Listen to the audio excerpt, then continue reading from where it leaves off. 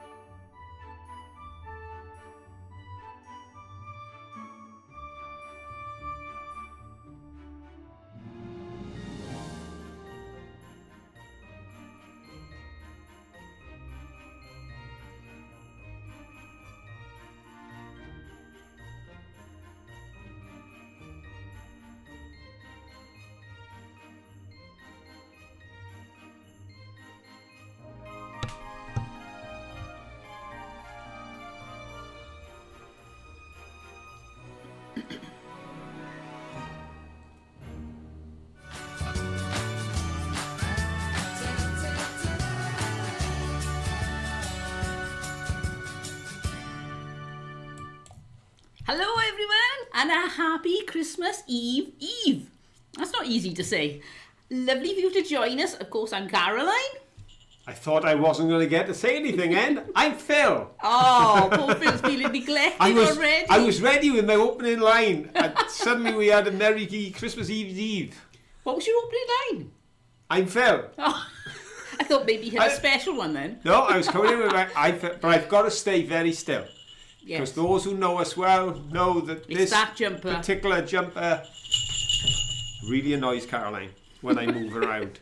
And for the observant among you, you may have realised that Caroline has got her voice back. Yes. And she's feeling much, much better because she's given all her germs to me. Yes, poor old Phil is not well. So I've been sleeping most of the day on the settee. Yep. But I'm up and I've still got a voice. He looks quite like Santa, but he's got a red nose and rosy cheeks. Yeah, it takes a long while to get my voice to go. It does. I don't often lose my voice.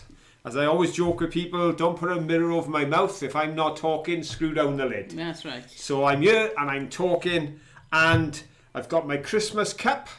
Keep calm, it's only Christmas. In which I've got a nice warm lemon sip. Yeah. Because I was doing my medication, so I'm taking it now. And Linda Peterson, I'm into Christmas Eve. Tidying the house and cooking, yes, because yes. you're so much ahead of us, so Santa gets to you before he gets to us.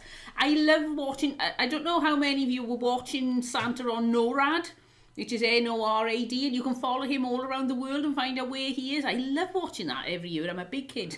Yeah. And of course, Linda's got a birthday coming up. She has. And like myself, Dorothy's got a birthday that's just gone. She did.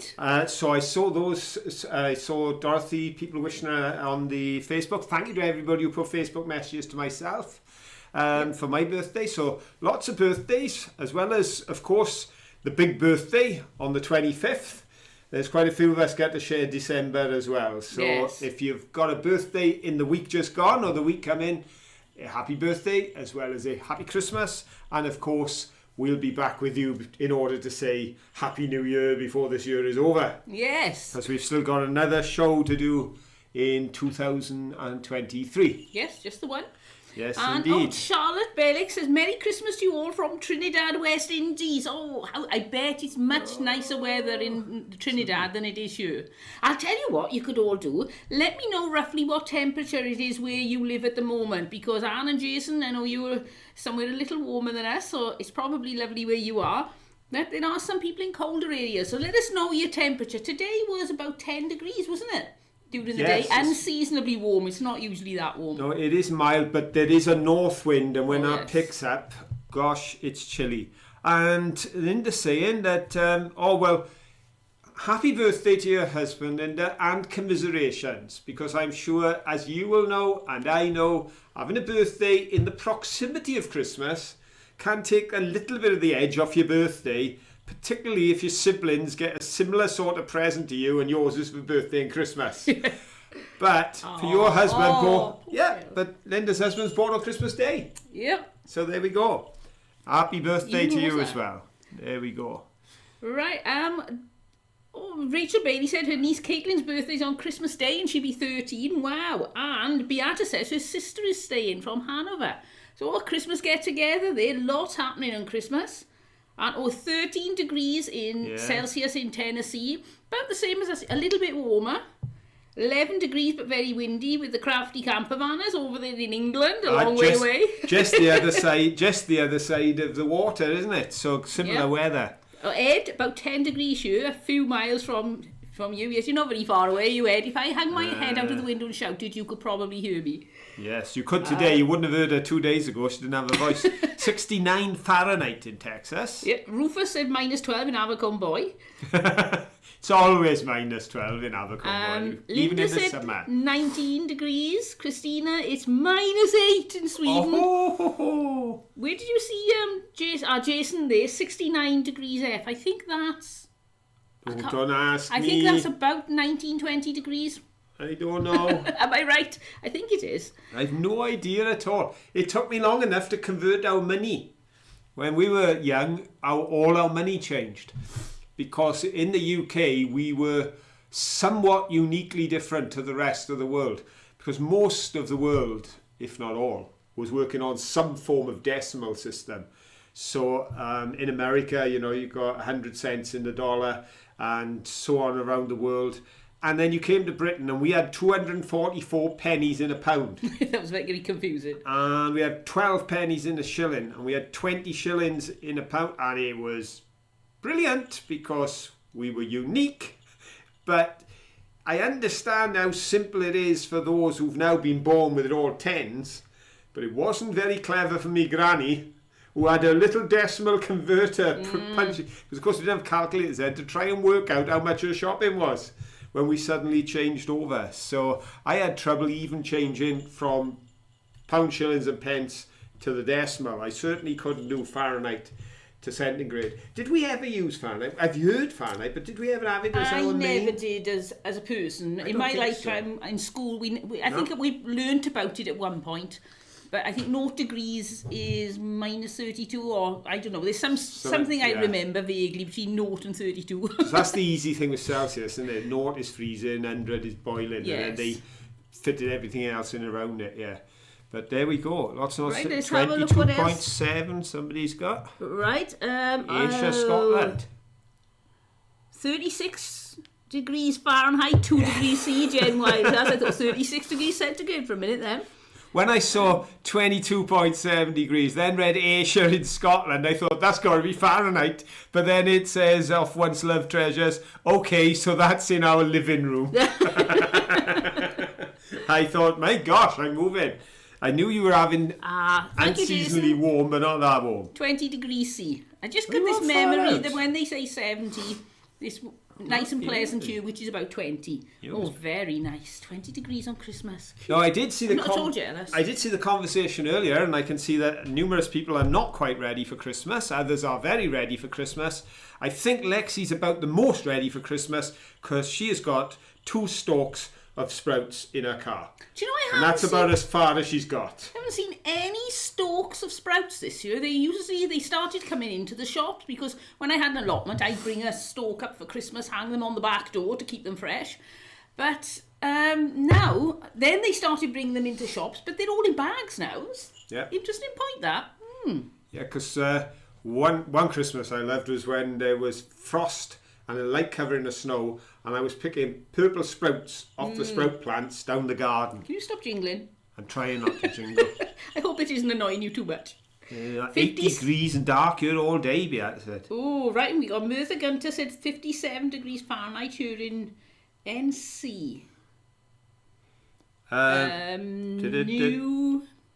You're going to have to help me out there, sorry. I'm not sure, Merthyr, what NC is. Right then. Try to think. There we go. So that's £1.50 a stalk. That's not bad.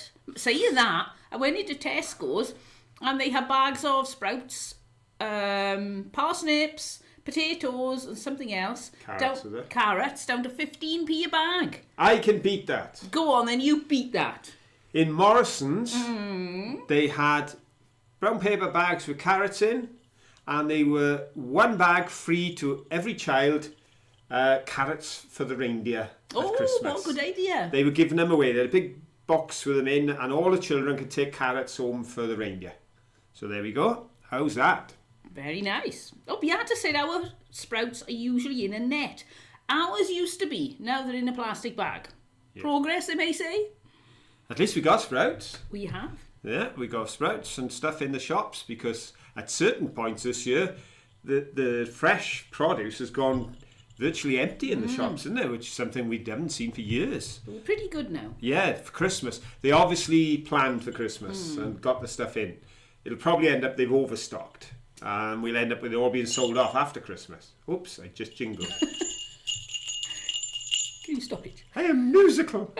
I'm such a musical fella. One day we'll come along with the scissors in the night and snip all his bells off. Now, as well as quizzes and happy news, there will also be random moments of hilarity. Hilarity! When we Brace yourselves. When we share Christmas cracker jokes with you tonight. Because we do have some Christmas cracker jokes. We do, and funnily enough, I've got a sheet here, and I say, what can you call a polar bear wearing earmuffs? I don't know. What can you call a polar bear wearing earmuffs? Anything you want. He can't hear you. Ho, ho, ho. I know they get worse. What's the difference between... Well, but I say, come on. Oh, Get with it. I might It's run out there. Christmas. I might run out there. I might run out there if I do that. I say. What's the difference between Santa Claus and a knight? I don't know. What is the difference between Santa Claus and a knight? One slays a dragon, the other drags a sleigh. Oh, wow. Well, that is Boom, boom. hysterical. I tell you. And they don't get better. So, tune in, folks, if you want to hear worse jokes than that. Okie doke. Shall we... Oh, have you seen who was in first? Oh, yes, let's have a look. Oh, we're all apart just because it's Christmas. I know, getting all excited. And first in tonight was Lexi B, Lexi's Larks and Crafts. Congratulations, gold podium. Second place, Ed Creative, silver podium. And Bonnie Tilefan 34 on the bronze podium. So well done, you three. And Phyllis was just pipped by the post in fourth place. There we go. But lovely for you all to join us. It's so exciting. Christmas is coming. Now, we'll carry on with the show, but just for the sake of conversation, if you've got snacks tonight, then let us know what your snacks are and what you're eating and what you're drinking. We do love to talk about food, so I'll keep an eye on that and just see what you're all eating. Right. I'm going to do a jingle. Go on then, do a jingle. Ho, ho, ho. It's question time. There we go. He's one of my original collection, he is. I have a collection of Santas, which I have built up over, 40 years with the kids. And they are some of my earliest ones. I've got 4 like that, similar to that. There's another one over there. I'll show you him later. Okay then, folks.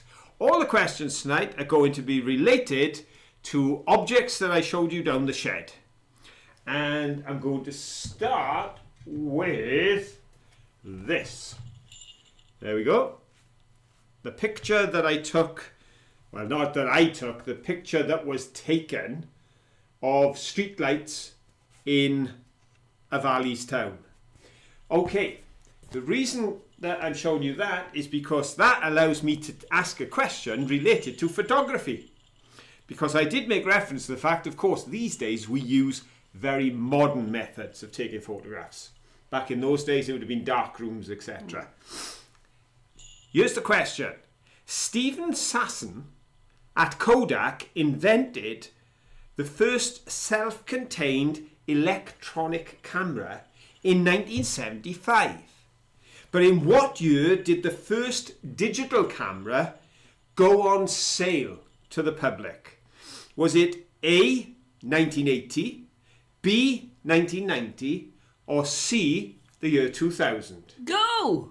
Remember, I can't type it in because of problems. That's right. Which I'm not discussing tonight. Yeah, so, go. Yeah, we're going. There we go. Oh, there's some lovely snacks coming up here on my screen. Num num num. Taz says we're having Italian lemon cake with coffee in Mainstay, Michigan. Oh, that sounds nice. We've got cheese, bread and wine, and I think Ed was already eaten his mince pies with cream and Genoa. Oh, I love Genoa cake. There's something about a Genoa that's much nicer than any other sort of fruit cake for me. I really love Genoa with some lovely decent cherries in. Sometimes they chop the cherries up small, or you're lucky if you get 2 in a whole bar, but I love it when there's lots of cherries. But I'm not so keen on cherry. I like it to be cherries in a Genoa. Oh, the answers are coming in. They are. They're coming in thick and fast. Who are going to be our Christmas winners? We've got a variety because in the first 3 answers, I've got an A, a C, and a B. So we're covering all areas when it comes to which year. What do you think, folks? Well, I'm going to tell you. If you went for the middle answer, you'd be correct. 1990. That was when the first digital camera came out.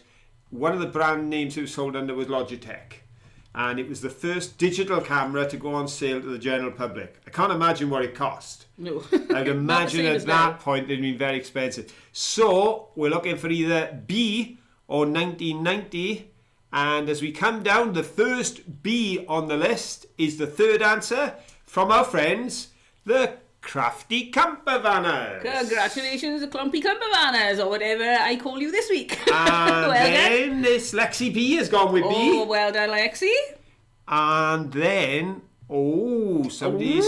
Yes, I almost said the wrong Christina. Ooh. Because Christina Cook has come in with 1990, just ahead of Christina Mitsuzaki, who put a B, who was just ahead of Flower Girl Ward 17, who had 1990, and Beata, who had B's. We had 4 in a row. But the top of those was Christina Cook. Well done, Christina. So, Crafty Caravans, Lexi B and Christina Cook, they are our podium places for the answer to the first question. There we go. So well there we done, are. everyone. Kodak were the first to make a camera, but they weren't the first to sell one. Because the one that Kodak made, the technology they had to make a camera that could electronically produce pictures within itself, which is more or less what a digital one does, they developed it at that time more for the medical profession and the military. Because obviously that was where they could recoup large amounts of the sort of research and development costs they put in. And then somebody else took the similar technology, brought it down to a smaller machine, sold it to the likes of us. I think you would have probably known that one, because digital, wasn't that coming in when you were at college? It would be coming cheaper.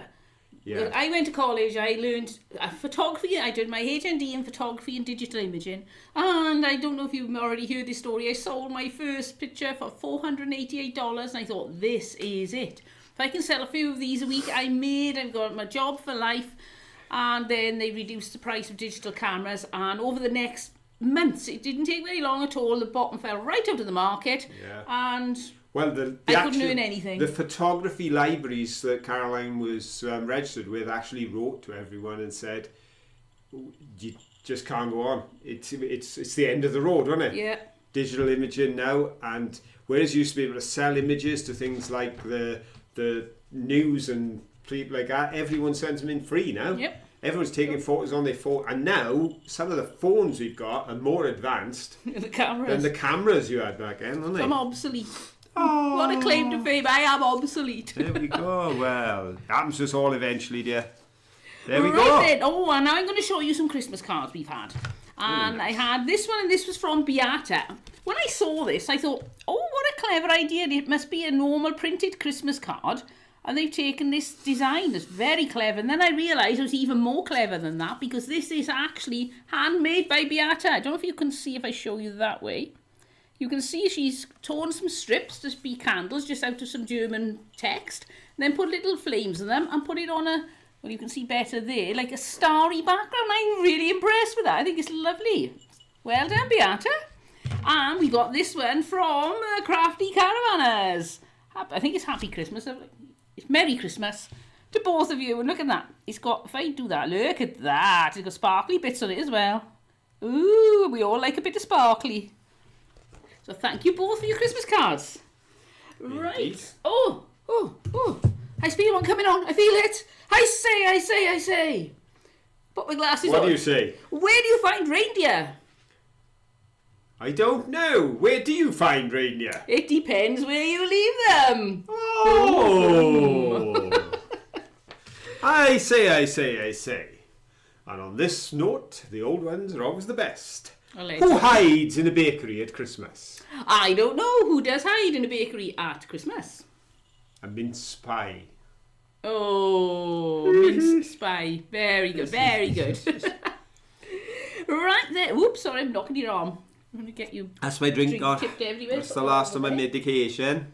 There you go. You should start to feel better soon. Oh. Right then. So now, well, I'm going to go for some happy news because time is ticking on. I think I've got no, I haven't got happy news. Got a news one. I've got a news flash, but I'll just read it because we've got so much in the show today. I'm not going to read mine without a jingle like that. I'm going to read mine without the jingle. I'm very prone to jingles. Yes, very prone to them. Like you're walking along and suddenly they happen to you and you start singing a jingle. I can prove it. I am very prone to jingles tonight. I'll get my scissors. Okay, I'll behave. It's starting to get hot now. Wheelchair surf to stardom. It's easy to think that being in a wheelchair means the end of activities that involve intense physical movements, but Rob is not someone who thinks this, and even though he lost all control of his body from his chest down, he still loves going to gigs. Rob loves attending gigs and he can sing, but can only move one arm. So he's taken up karaoke with a particular like of emulating the voice of Coldplay's Chris Martin. So when they were in Dublin recently for a tour, Rob just had to be there. During the performance, they released these big bouncy balls into the crowd, and concert goers were having a riot playing Keepy Uppy, where two very large men fell over Rob trying to reach one. The men were very apologetic and decided to lift Rob, wheelchair and all, into the air to see better. And then the two men began to carry Rob closer to the stage, with the crowd either parting or pitching in to carry him. Even though the security guards were screaming to put him down, health and safety, Chris Martin helped pull Rob up onto the stage in front of 80,000 people and asked Rob to join with him in a simple song. Rob said he handed me a harmonica. I don't play, but he said he'd look down when he wanted me to blow it. He made up a song on the spot. Well, the news went viral and global, with musician friends as far away as New Zealand calling to express their jealousy that their wheelchair-bound friend had played music with Coldplay in front of more fans than they had played for across the whole of their careers. So that must have been a wonderful experience. Oh, it's lovely when something like that happens, isn't it? You know, people... We've all got bad things that happen to us. It's nice when some good things come and just boost our spirits a little bit, and that must have been such a boost. And what I liked about that particular story was it was spontaneous. Yes, it wasn't These planned. were not friends who thought, we're going to do something nice for our buddy. These were just, as he described, two big blokes who were chasing a ball in a crowd of 80,000, which seems like a mad thing to do anyway, and they fell over and landed on top of him, and feeling they wanted to make up for the incident and accident, picked him up in the air. Their intention was for him to have a better view, and then it was almost like crowd momentum took over and everybody kind of got this idea all at once, and then the guy on the stage played along. You know, it's just one of those things that nobody saw coming and nobody planned. Don't get excited. So I think to have people plan something wonderful and spectacular is fantastic. But it's just so heartwarming when something just spontaneously happens and the crowd get involved. So I thought that was wonderful. Yep. And Ed's come up with a spontaneous idea that at least see. Phyllis agrees with. Idea for the bells. Caroline, you have a glue gun to fill them. I could do that, couldn't I? Just... I'm going to have to cut them off then, and then it'll be jumping around and they won't make a noise. Can you stop that? No, I can't. I will get my scissors. Ah, I like to jingle. Right then. What should we do now? Another question. Good idea. It's nearly 25 past. Yep. Here we go. I'll show you my other Santa. Go on then. These two are, oh gosh, these got to be nearly 40 years old. Yep, they're getting on a bit. Yeah. My Santa is rather aged. So isn't he? here we go. Ho, ho, ho. It's question time. There we go. Pop back up there, Santa. Well done, son. This question is related to another item. Ooh. Again, photography related. And that was when I showed you this album. Now, it's hard to convey across the camera just how posh Oh yes, it is. this definitely. album is. But it is of a quality that would be expected with the Rolls-Royce logo. They're not going to put out an album that's anything less than what they believe to Is be it leather? the best. I'm I not would imagine. sure. It's a sniff. It doesn't smell of No. leather, but it feels very. It's at least a very expensive leatherette. Indeed. And as I explained, it was specially commissioned, and it starts with a photograph of the actual plant where it was all built, and then it goes through every stage at which this car was. There it is there. That's before the bodywork was sprayed, after the bodywork was sprayed. I love the interior. Oh, that's posh. Yeah, that's all the magazines. That's a very technical term, man. It's magazines. And where have we got the interior? Oh, there we are. It's got a bit of polythene on it there. It's all being assembled. And then, let's have a look. See if I can find the... Oh, there's a nice shot of the front there. With the walnut and the blue leather. And like I say, they just did the whole caboodle. They even put all the details in the back. all of the additional extras that were put in. Quite a feat of engineering to create the car, and an excellent record of it. And of course, having purchased that at auction and shown it down the shed, I can now ask a Rolls-Royce question. You can. Rolls-Royce was the combination of the surnames of a car manufacturer, Mr. Royce, and one of the first car salesmen, Mr. Rolls. Oh, it's not named after a Greggs sausage roll? No, no, Wow. no, it's named after a car surprised. salesman. They met in Manchester in 1904, and Mr. Rolls said to Mr. Royce, if you'll make them, I'll sell them. As many as you can make, I'll sell them all. And that's how the partnership started. I'm now going to give you 3 names. I'm going to give you Mr. Rolls' Christian name, Mr. Royce's Christian name, and a cuckoo in the nest. Oh, a naughty name. A name that is neither the first name of Mr. Rolls or Mr. Royce, which is not one of their first names. A. Arthur, B. Charles, or C. Henry. Go! There And we while go. we're waiting for the answers to come in, Flower Girl in Ward 17 said, how do musicians brush their teeth? With a tuber toothpaste. Oh, very good, very good. Somebody's been pulling crackers. Here we go. Right, let's have a look. What's up in next? In the I think I'm about 30 seconds behind real time. So in come the answers right now. Right, oh, Once Love Treasure said, I wonder if the car still exists. The current owner might be very interested in that album. We were thinking that if we could find them, they may be interested. It was bought for a company, so you may find the company still owns it, or it may have been sold on and the company's bought more new ones. Depends on how successful the company is. It was a company car, obviously I would imagine chauffeur driven for the chief executives when they picked them up from the airports, etc. And when they would pick it up, other chief executives and important people. But It would be wonderful to reunite it with the car. so we're having a look to find out, was it Mr. Arthur Rolls, Charles Rolls, or Henry Rolls, or was it Mr. Arthur Royce, Charles Royce, or Henry Royce? Some combination there is correct for 2 of those names. No, which one isn't I'm right? looking for the missing name, and I would say at the moment that although we've got all the answers, they're all represented, I'd say the correct answer is the most popular, Well done, everyone. because one was called Charles, one was called Henry, but neither were called Arthur, Well, which means that the gold podium for A goes to Anne Goodwin. well done, Anne. Then we have Ian Davis. Well done, Ian. And then Rachel Bailey. Well done, Rachel. And a special mention for the Crafty Campervanners, because I had Oh, 4 A's in a row, yeah. but that's the order they're on my screen. Nearly there, And Captain. I will give you. It's Christmas. Have a silver gilt. there we go. So it's Anne, Ian, and Rachel take gold, silver, and bronze. And well done, Tatiana, for getting in first. But you got the incorrect answer along with the 4 others. You went for Henry.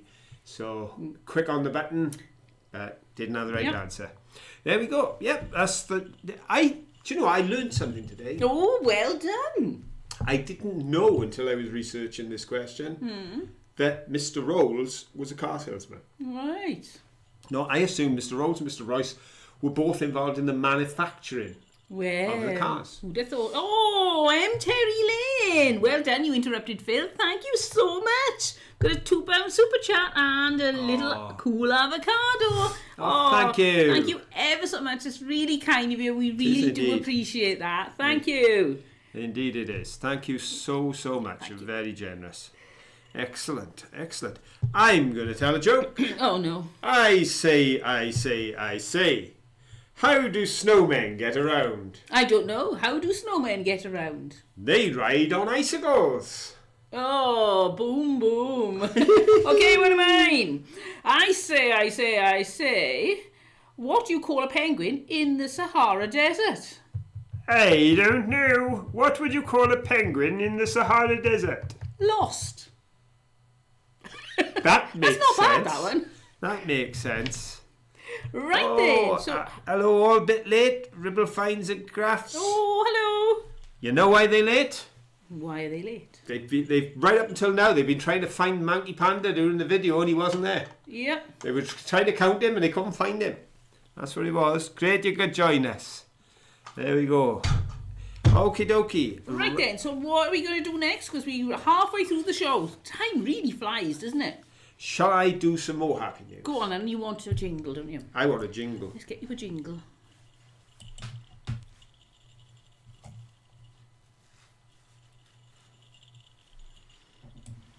I had a jingle.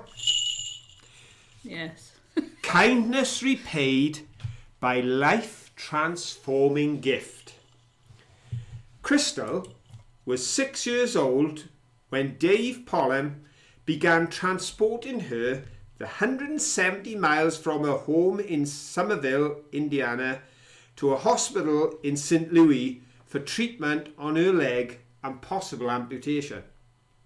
Getting back and forth to St. Louis would have been difficult for Crystal's family as her father worked long hours, so they accepted an offer for hospital transport from a local charity group. Dave was a driver dad, but soon became more. He became a friend. And they... Oh, well done for interrupting Phil, Christina. Thank you so much. Christina Mitazaki has given us 129 Swedish crowns. That's very kind. A lady saying thank you or thanks. And she got lovely pink hair. Oh! Crafty Caravanners has interrupted me. A $9.99 super chat. Enjoy something at Wetherspoons on us. Oh, thank you so much. That's really kind of you. Are you trying to say we're predictable? What makes you think we eat there? That's right. Oh, thank you That'd so be much, both of you. fantastic. That's really kind. Oh, it does mean a lot to us. Thank you ever so much to Christina and to the Crafty Campervanners. She's Campervanners now, isn't it? Yes, you've got it right now. You're getting good at that. Thank you so much. We really do appreciate that. Thank you. Right then, so back to my interrupted question. Their friendship has lasted for over 3 decades. In fact, decades after meeting the sweet little girl with a prosthetic leg, Dave was a guest at Crystal's wedding. As the years rolled on, Dave became sick. Eventually, his doctors give a diagnosis of end-stage renal failure. And he reached out to Crystal to talk through the process of being on a transplant list because her husband had just received a liver transplant which saved his life. Crystal immediately saw the opportunity to return the favour when she found out they shared the same blood type, and without hesitation, she offered to donate her kidney to Dave. Dave was shocked and hesitant as he knew Crystal was a mother to 3 kids with a full-time job, but she wouldn't take no for an answer, he recalled. In May 2023, after a year on dialysis, Dave took her up on her offer. "This is a gift I can't ever repay," said Dave. "I am so thankful. Now I feel like I can do anything." Amazing. So I thought that was a What are the chances of that happening? beautiful story of 2 people who were able to be there for each other in very different circumstances. And when he started giving her the lifts, he had no idea that it was ever going to get repaid. It was purely an act of kindness. And who'd have thought? Well, I'm sure for Dave, the greatest repayment of all was the friendship, the invite to the wedding, feeling he was someone special in their family, and they were special in his. But in the full story that I read on that, because of course we bring an abbreviated version, not for it to take too much time, but in the full story I read of that, the young girl said, the young lady now, she said, "All of my life I've wondered about what's the sense of being born as I was, the illness I had, the things I went through." But she said, "I kind of think if I was meant to be there with my problems so that one day I could be there for Dave with his problems, then it all makes sense because we were there for each other." I thought that was a sweet thing. And you know, that is what makes the difference in life, isn't it, folks? The tough times come, the sad things happen, but it's people who are there. It's love that's shown, simple acts of kindness. And on this occasion, those lifts meant so much to that little girl. And this friendly face, this happy man that took her to and from the hospital. But boy, what she was able to give him back was life-saving. Absolutely fantastic. More happy news, and we do like to share happy news here on the programme. Oh, hello, Tina. Tina's a bit late, but you got you. Well done. Right, let's get to the bottom of my chat now. Oh, Rachel. Hello, everyone. I've got pneumonia, but I'm cozy on the couch and happy to be here. Glad to see you feeling better, Caroline. Oh, thank you, and I hope you get better soon too, Rachel. Yes, she gave me all her bugs, Rachel. She gave them all to me, so I'm now the one that's sniffing and overheating. Oh, I'm tired. Getting out of breath. But yeah, so hope you get better very, very quickly. Of course, tonight, as well as sharing happy news and having quizzes, we're also telling terrible Christmas jokes out of crackers. No, save me, save me. I say. What do snowmen eat for lunch? I don't know. What do snowmen eat for lunch? Iceburgers. No, right, I'm going to give you... I'll raise that with thine. Put these on. What is white? I say. You do indeed. What is white and minty? What is white and minty? I don't know. What is white and minty? A polo bear. Ho, ho, ho. Sorry. I have neck polos in 42 years. Oh, Linda Hardy, another late check-in. Ooh. Sending wishes for loving and happy holidays, also for all chatters. Oh, thank you so much, Linda. Yes. Oh, isn't it lovely that we can all wish everybody happy Christmas all around the world, people we've never met, but we know. Yes. I love this. I think it's brilliant having the chat. Indeed it is. And right. Happy holidays to everybody everywhere. We need another question. Do we? We do. Time is getting on. Well, I tell you what. Who's doing it this time? I tell you what. Who wants to have a go? Monkey wants to have a go. Boing, boing, boing. It's question time. Woo! Guess. Monkey. Just get overexcited when Santas do. And this time, folks, it's this item back for you to see. Because this is the certificate. Look at the dust of that. I know, but I wiped the bit so that I could read it, look. Oh, well. As long as you've done a thorough job. Yeah, I tell you what, stuff comes from auction pretty grubby. Doesn't it? Yes. Yeah, sometimes you got dead spiders and cobwebs in the boxes and all sorts. Because a lot of this stuff just comes straight out of someone's attic. And the boxes go straight on sale. But... as I said, I don't think this is the sort of thing you could expect today if you retired from the post office. And I don't think you'd be thanked for your service rendered to the state. But of course, that's exactly how they saw it back in 1927, when this gentleman retired after nigh on 40 years working for the post office and was presented with his certificate, which was duly signed by the Postmaster General. These are big titles. You've got Postmaster General, your service to the state, but it all goes back to the fact that the post office has been around for a long time, and it was started by a king. It was actually started by King Charles II in 1660. But it was a little while before they actually had post boxes. You know, the pillar boxes to post your letter in? They didn't come for a little while after 1660. Approximately how long did they have to wait between King Charles II setting up the General Post Office and the first pillar box appearing in a street somewhere in the UK? Was it A, 50 years? Was it B, 100 years? Or was it C, 200 years? Go! There we go. Oh, we got more jokes coming in. What do you call a boomerang that doesn't come back? A stick. That was Flower Girl. Let's have a look. Flower Girl said, why was the turkey in the pop group? And the answer was because he is the only one with drumsticks. Oh, very good. And we got Crafty Campervaners. What's brown and sticky? a stick. Oh ho ho. And I think that's the only jokes that have come in now. So there we go. We shall carry on without giving you any more corny jokes.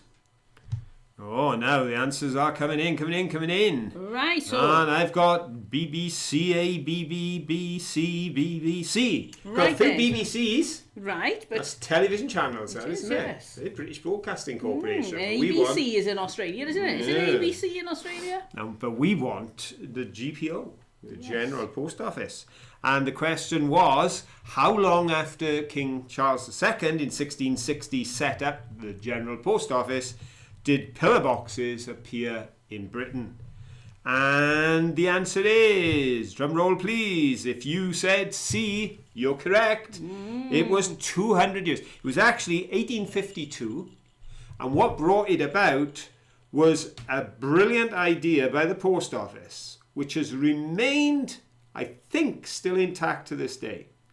And that's a fair old while, because that means it's been going for nearly 200 years. And that is, they decided they were charging for the distance you sent your letter. Where it was going, where it came from, that's how much it costs. And they were working this out at the post office when you went in and you paid your money. Then they had this idea, universal pricing. One price, put the stamp on your letter, it'll go anywhere in the United Kingdom. When they did that, they went from thousands of letters to millions of letters, and that's when the post boxes went on the streets, because it wasn't just the rich and the powerful, it was everybody now was using it. And they carried so much mail that they were making far more money than when they were charging per mile.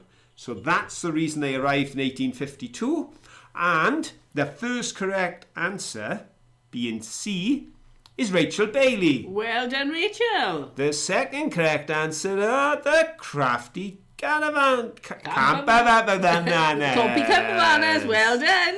And the third C is another Rachel. It's Rachel Ramey. Well done, Rachel. So there we go. It's Rachel, Crafty Caramanas, and Rachel got the three podium places of gold, silver, and bronze. Yep, we've had another joke in. What do you call...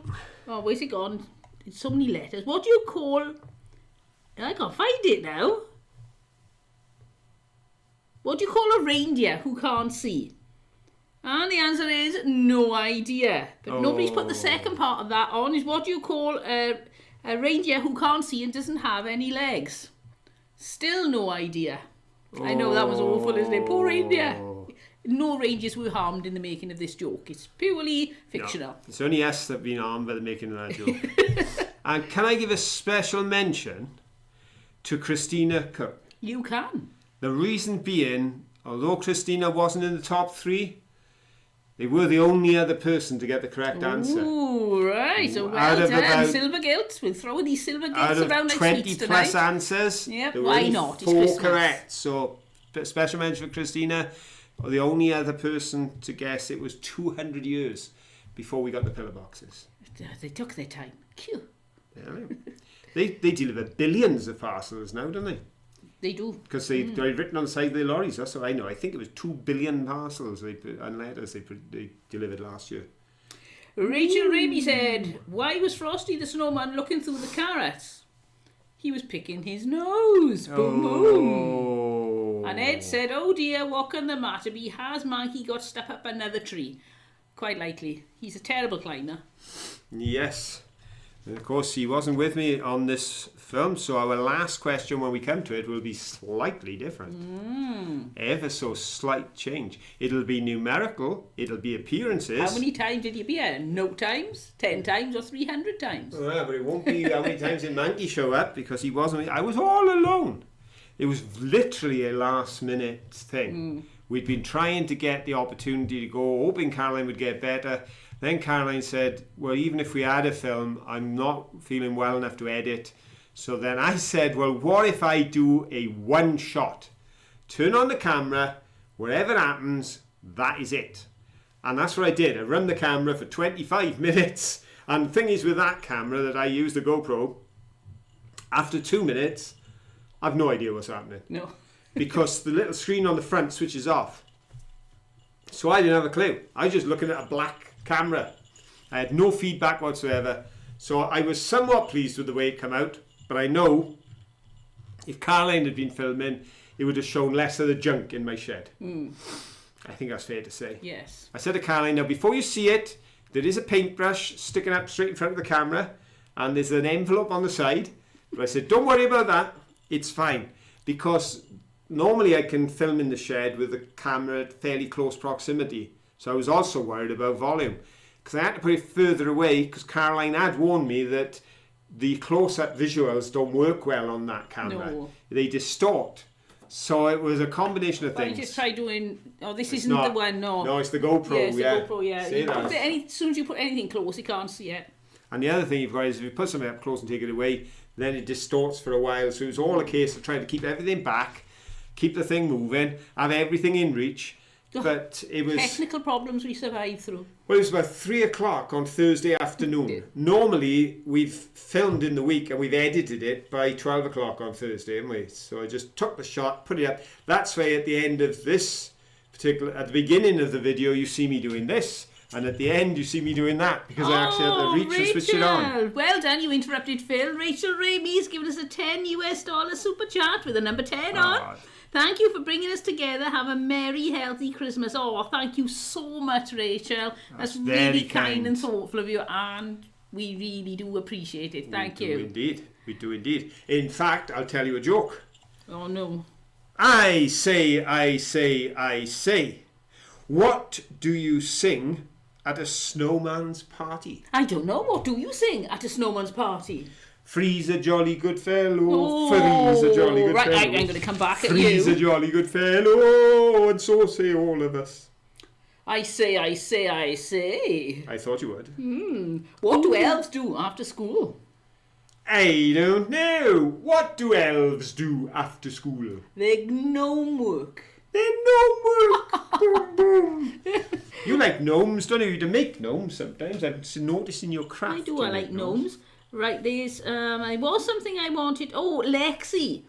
You said, talking of parcels, did you receive mine from Amazon? Now, I knew one was coming from somebody else, so I was waiting for that one, and that seems to have arrived. And does the word Phil and Black mean anything to you? Because if this, I opened another parcel thinking, I don't know where this is coming from, it's got my name on. So I opened it up to see what it was, and all I can say is Phil and Black. And if you've sent that to Phil, you'll know what I mean. And if it means anything to anybody else, let me know. Just don't say anything what it is, but just say, yep, that's me. Because there was nothing inside, there was no label, so I really don't know. You do. I feel call for Christmas for being naughty. Yes, you deserve Being a it. naughty boy. They do a lot of coal in Spain. You can buy sugar coal. It's coal, horrible. can't you? I never tried it. I thought we had a little tiny bag. I thought we did, and we tried. And it was, Oh, I don't know. You know my memory now. I know. I thought we did. Yeah, you could get these little bags of coal to give to your children, and they could eat it. Yes. Coal candy. Yeah, that's much nicer than real coal. Yeah, they're big into their lumps of coal for being naughty. But of course, in Spain, we didn't see much of Santa. Not when we were there. It was 10 years ago, 12 years ago. So things may have changed now because things tend to catch up. But it was the Three Kings was the big festival When there. they And January the 6th. which is a bit more European. We tend to be, Yeah. well, Right. whatever. This year, the Ukraine is joining us because they're having the 25th of Right. December for Christmas for Right. the first time. There we go. Yeah, they are breaking with the traditions of the set church and they're going for December the 12th. So there we go, spread in, Right. look, spread in. Lexi, I'll go and bring 2 boxes down. I've got 2 things there. Now, I were waiting for 2 things, and I thought they'd come as separate things, but maybe... And you can see if one looks like it's the one you sent, because I'm not allowed to open the other one, so it's very difficult. Right, entertain everyone without jingling your bells. Oh, I do like a jingle. I'll tell you a joke, okay? And you can type the answers in as quickly as you can before Caroline comes back. What do snowmen have for breakfast? Come on, folks. Who's going to type in an answer? Anybody know? What do snowmen have for breakfast? I wondered if you can get it. What do you think it is? What do you think it is? I'm wondering. Yeah. Oh, somebody made some Christmas cracker candy.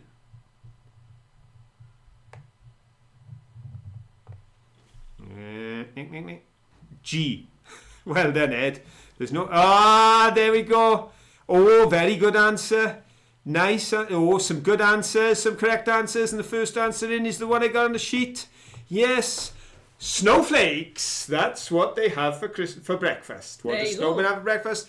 Anne Goodwin was first in with snowflakes. Well done, Anne. Flower Girl, Ward 17. Very good answer. Frosted flakes. Ed reckoned carrots. But Lexi had snowflakes. Well done, Crafty Lexi. Caravans had snowflakes. Well done, Crafty Caravans. We had quite a few snowflakes. Counterbanners. Yeah, quite a few snowflakes. Right, I'm just going to interrupt this programme for a little bit of research. Lexi, which one do you think is off you? This size? Or this size? I think the year we got things coming and we mustn't open until Christmas and then we just pile them all up. Yeah, so... There may be tags inside. So, little one or big one, do you think either of these are off you? And... if they are, should we keep it for Christmas or should we open it on the show? Let me know. There we go.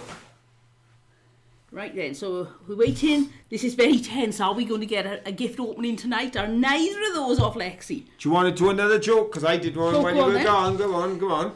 What comes at... oh, I say. I should say so too. What comes at the end of Christmas Day? I don't know. What comes at the end of Christmas Day? The letter Y. Oh.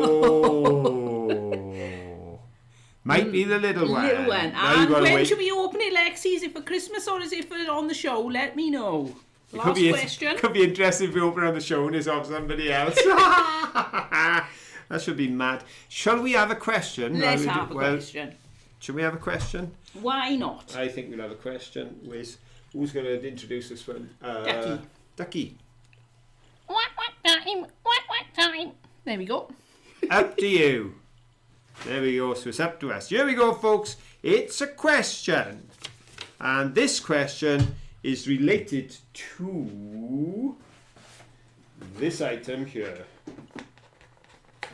Which I did show you down at the shed.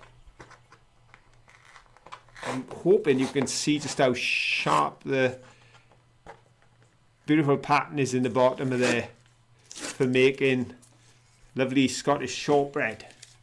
There we go. Question related to that item. The question is, shortbread is very much a Scottish creation that goes back over 800 years.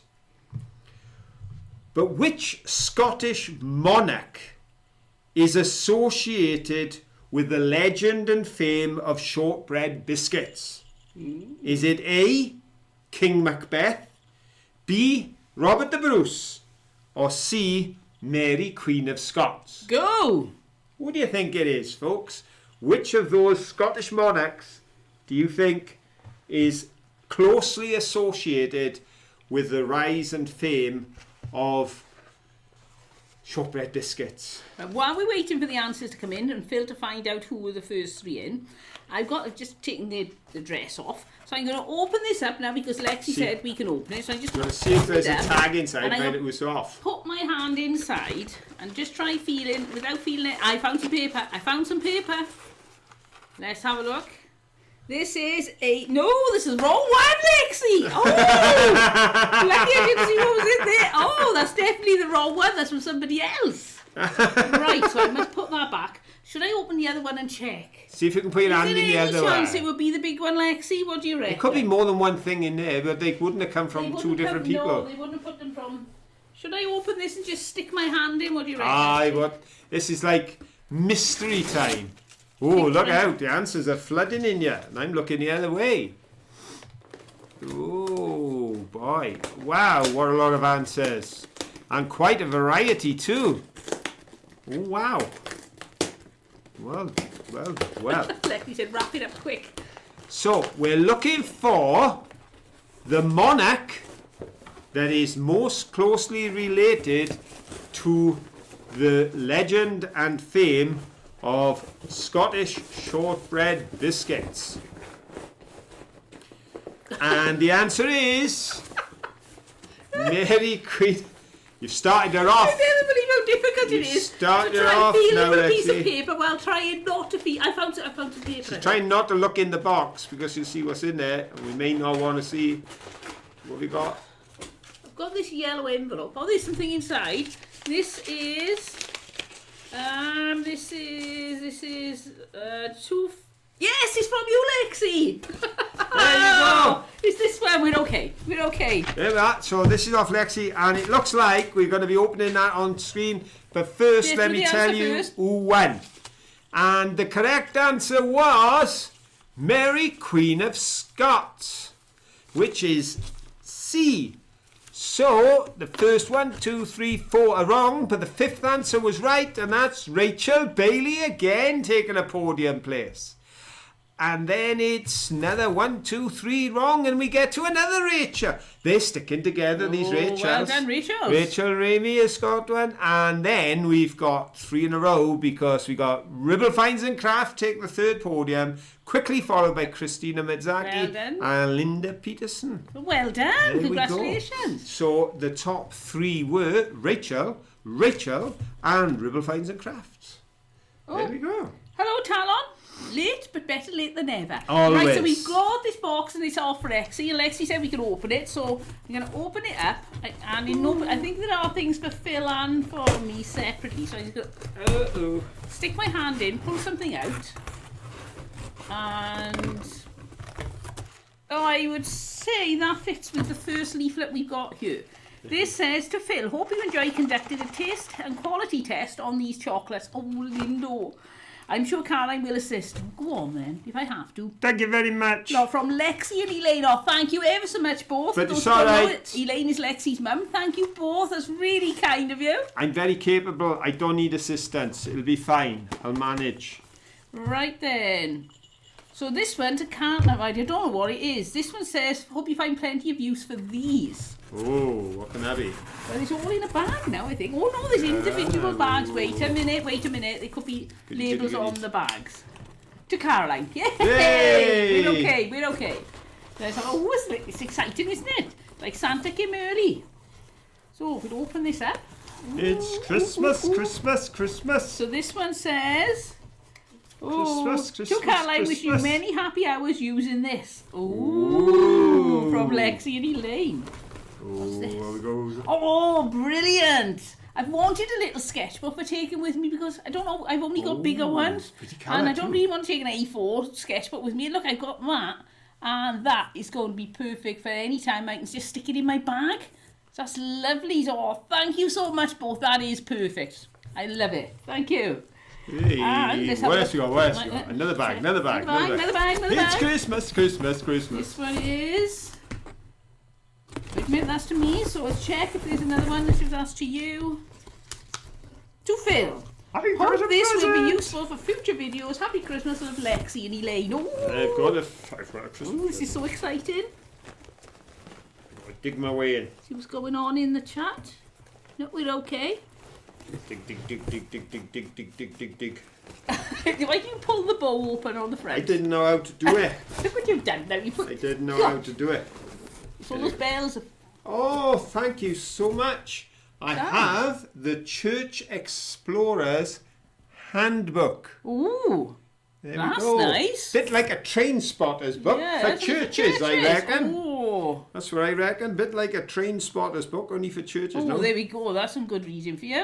Excellent. Well, looks really It's lots got- in it. Yeah, it's got some Oh, lovely, lovely plates and prints, and it's even got a bit that says how to use this book, Always useful. which is very useful for me. I can now read that bit, and then I'll know how to use the book. There Well we go. done. Right Strongly recommend this excellent publication. Understanding of one of the most amazing collections of buildings in the world. In the world. And that was written by Andrew Lloyd Webber, Oh. founder of the Open Churches Trust. Oh, no, I didn't know that. Britain's 16,000 parish churches, around 10,000 of which are medieval, a unique national treasure. Well, I'll agree with that. Thank you ever so much. Perfect gift for the man who likes to rummage around in old buildings. Right, I got one left, and this is This says, to Caroline, hope you find plenty of use for these. Happy Christmas, love Lexi and Elaine. Oh, it's exciting. Here we go. These. Oh, wow. Oh, I know what this is. Oh, I love this. This is washi tape. For anybody who isn't into art, washi tape is like it's like almost like a, what do you call that? I can't think of the name. It's almost like now, masking tapey type thing that you could use to mask things. Or also what I like to do is actually make things with the washi tape, and I like to draw a girl and then give her a dress in washi tape, that sort of thing. Just want to open this box. There you go, that's It's it. lovely though, it's a beautiful, well, taking that bit off, the box itself is absolutely stunning, and when you look inside, you've got all these washi tapes, look at that, and if I pull them out, I've just got to open them up, I'm so excited now. We've got this one which has got like fairies and castles and things, look at that, and that's, what's that, about 3 inches deep I would imagine, but this one, I can just see it poking out, so I'm going to just take an extra couple of seconds because I think you'll like this. Start it peeling if I can. I'm useless at getting things to start, especially sellotape. That's a nightmare. Look at that. It's got a little baby dragon as well. And it's all themed on similar sort of fairyland. We got this slot here, which is all, we got a castle on there and then a fairy on there. So you can put that down if you want to and then cut around it with a craft knife. And then you've got a fairy on your paper with no background, or you can use it with the background. So that, well, you can see. Oh, whoops. You can see it's all gone off. It is a lot of washi tape there. Oh, I am going to have hours of fun with that. Thank you ever so much, Lexi and Elaine. I love it. Thank you. Well, our time is running out. Thank you so much to you both for such beautiful gifts and for taking up the rest of the show. But I will give you one last question before we go. And here's a chap to introduce the jingle. Ho, ho, ho, it's question time. Yes, Caroline gave me a little bit of information about this because I was reading without my glasses, so I couldn't read everything on the back. But it turns out, I don't know if you can see in the background, can you see that he stood in front of a seaside? There's a little bit of, just here, there's a little bit of rock sticking out. That, friends, is the car park attendant from Aberporth. So the car park that we stand in and look out to see when we're walking in Aberporth, this gentleman at one time was the car park attendant. Yes. And the reason I'm using him to introduce the final question is because whilst there were no black and white pandas to be counting this week, there were black and white photographs. How many were there? Is it A, 8? Was it B, 10? Or C, 12? Go. Right. How many black and white photographs? This is one. You saw another one, the picture of all the lights on in a village at night. There was the one of the lion, remember that one? We had the one of the lion. And there was, the one of the wheels of the train, that was there. So there we go, that's 4. How many do you think they were all together? Do you think I showed you A, 8, B, 10, or C, 12 black and white photographs during the show? What do you think, folks? This is the last question before Christmas, but not the last quiz of the year. We'll be doing a big roundup happy hour next Saturday. Yep. For the end of the year before we go into 2024. Lovely if you can join us then. We're going to have a good time. But here we go now. Let's have a look. Who's going to get it right? Well, they're coming in thick and fast. But there's an assortment and most people are going for the wrong answer. Ooh. So do we have 3 correct An awful answers? lot of people were going for 10, but you've got to give it to Ribble Finds and Crafts because they were the 5th answer, but the first person to come up with 12. Well, so, then Ribble Finds and Crafts. The people that are just so good at spotting pandas are pretty cool when it comes to black and white photographs. Ribble Finds and Crafts on a gold podium for the final question. Then we're going down, down, down. We're going off the page to find Jason S. Well done, Jason. Oh, excellent. And can I find one more? Can I indeed? Oh, Nobody? hang on. Some people are putting numbers. Oh, it looks like it could be up for grabs, so it may be I worth you tell putting you the right what. answer in quick in case. I tell you what I'll do. I'm going to give it to Faraway Portal, who put in 11. So that's the nearest answer to the correct one, because it wasn't on the Faraway sheet. Portal, you get it. So I'm getting that if they went 11, they may have been trying to do 12 and hit the 1 twice. So congratulations, So Faraway Portal. you're going to get it. There we are. Ribble Finds and Crafts and Finds. Then we've got Jason S. And then we got Faraway Portal. There we go. Because the only way you type the wrong number there is 1 and 2, and you hit the 1 twice. So there we go. So there we go, folks. We caught you out on that one. Yes. That was even trickier than finding was. monkeys. Well, thank you so much for joining us. And the next time we see you, Christmas will be over. So have a wonderful Christmas. Yes. Enjoy every minute of it. And if you're feeling under the weather, I hope you're better in time. And if not, you'll still have a good time anyway, because it's such a lovely day. And don't forget, they're way back. Way back. There are Christmas videos we've made, so if you fancy a bit of Christmas with us, then have a look back there and you'll find some of the old Christmas ones where we've seen the lights and different things. So they'll be there for you to watch as well until we're together again. So it's best we say good night. Yes. So thank you all for joining us. It's Oh, been you one- interrupted. Oh, I'm Terry Lynn. Oh, she interrupted me. Well Yeah. done. And we We'll- got a £10 super chat We with can't leave, look, they're making us stay. with an avocado saying thank you. Oh, Oh, thank you so thank much. you. It's really kind. A £10 super chat. And Thank you. we really, really do appreciate it. Thank you. Indeed. So, a very Merry Christmas, Happy Holiday, Yep. have a great time. If you're with your loved ones, then that's wonderful. But wherever you are, whatever you're doing, don't forget, as we've proved tonight, 54 watching, everybody in this group, you've got friends out there. That's right. And if you're Everywhere. a bit lonely on Christmas Day, pop over into the chat over on Facebook. I'm sure there'll be other people having a chat. Yes, Of just putting on the things group. up and you'll be able to see what's going on over there. So Yeah. don't feel alone on Christmas Day. No. Come over to Facebook and see what's going on over there. And feel free to upload your photos of your decorations, Oh, yes. of your Your Christmas gifts, dinners, anything. of your family photos, whatever. As people Yeah. get together, put them all up. Let's share with each other. Even like your dessert. And Whatever you're having for dessert, we do love to see a good And dessert. I'll try and get out my mum to pose with me for a photo as well, because she's coming with us for Christmas dinner this year. Rachel So said, we'll see one what we more do. jingle, Phil.